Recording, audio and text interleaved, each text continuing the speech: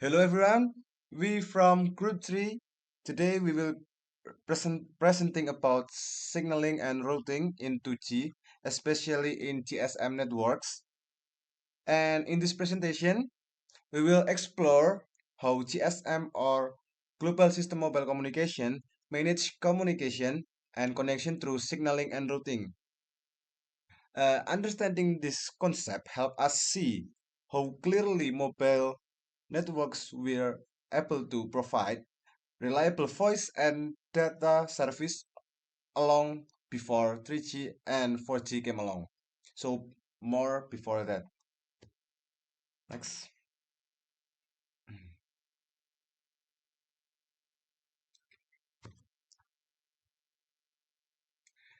Yes, and before we go deeper, let's first understand the two main concepts in signaling and routing. So, what is signaling actually? Signaling is the mean of signaling itself. It's for exchanging of control information between network element. This thing establish and maintain and also terminates the connection. This is the control in here. So it's responsible for establishing, maintaining, and yes, you will see, and terminates connection between call or data session. Meanwhile, routing is about choosing the best communication path through the network so that call or message reach the right destination and the right time. Both signaling and routing are essential. Signaling makes the connection work, and routing makes sure that the data is sent properly and correctly. Next. So this is the overview. What's GSM use signaling to actually? So in here we get four main uses for GSM. The first one is uh, call management, that is control. So it's control call setup and release. And the second one is mobility management. It's handle user movement and the registration. And the third one is uh, radio source management. So it manage any radio channel and the handover. And the last one is uh, signaling ensures network coordination and user connectivity. So he is the one that makes sure anything goes online. Next. So in GSM, we have four main elements that actually build GSM. The first one is mobile station. So this is the user mobile device. So anything that we use on the top or the device that we use to the end device, actually the end device. And the second one is base transceiver station. It handles radio transmission. And the third one is base station controller to control multiple BTS unit. And the last one is mobile switching center. MSG, it's used for central controller for routing and call setup. So in the next material, my friend, we will presenting on this for Pandu. Let's get it on.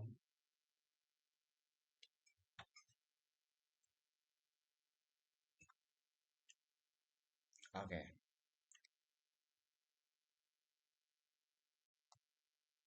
After we talk about the network elements of GSM, right now we will run about GSM signaling layers. On this slide, we have a 3 point.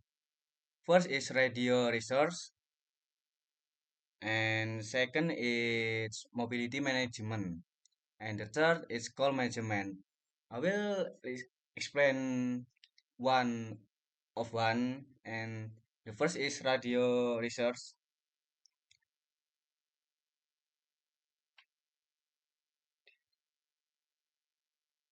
Okay.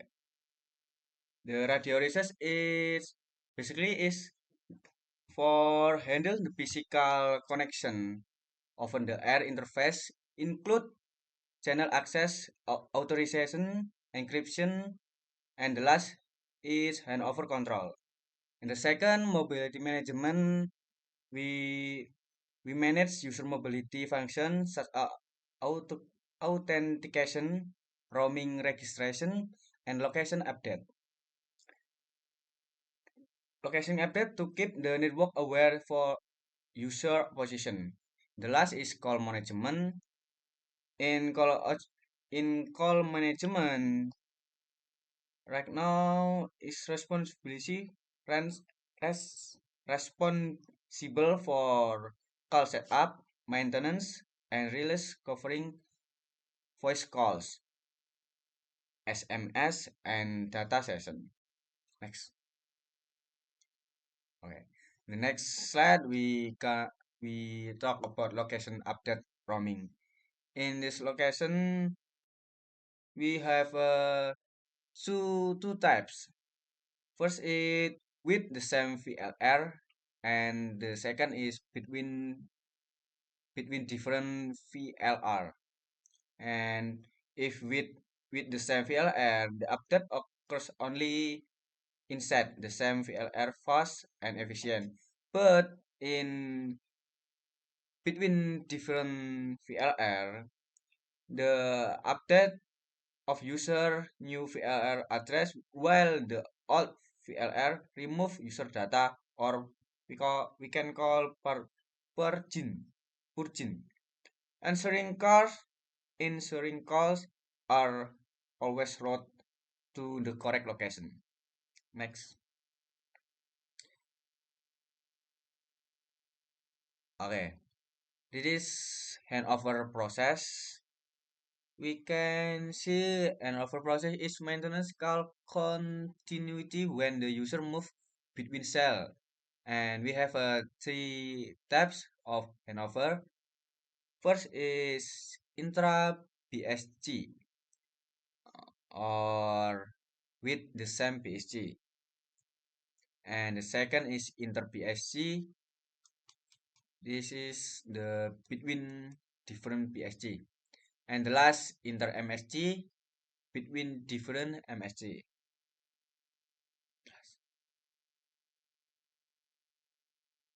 Okay. And this slide is routing in 2G. Routing is determine the optimal path or for communication. And in this in this feature, we have a MS MSISDN as a we can call is phone number. IMSI we can call subscriber ID, LAI or location ID. Thus all ensure that calls or data reach the correct destination efficiently. And the next pack will be explained with my friend. And okay,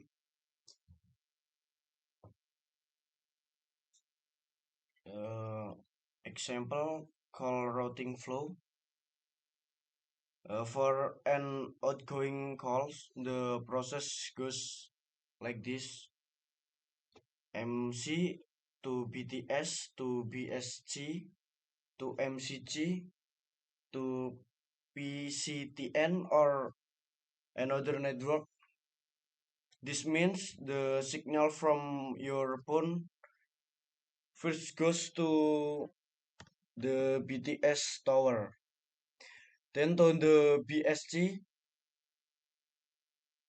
throughput the MCG, and finally to the external network like PSTN.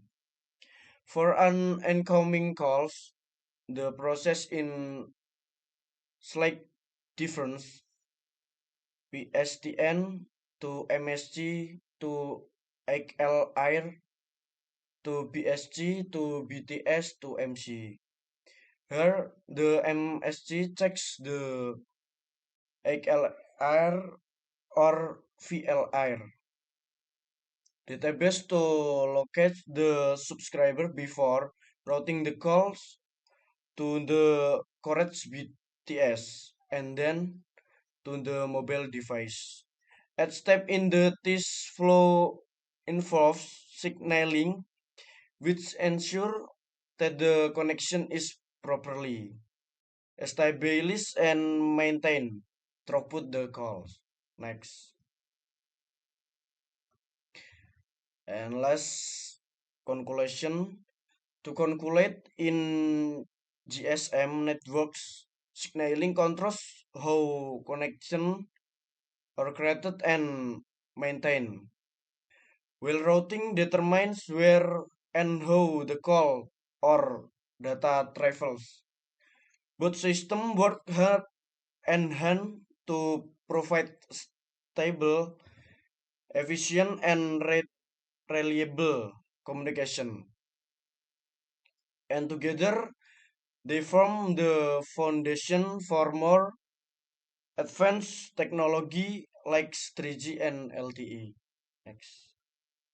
And That's thank all. you.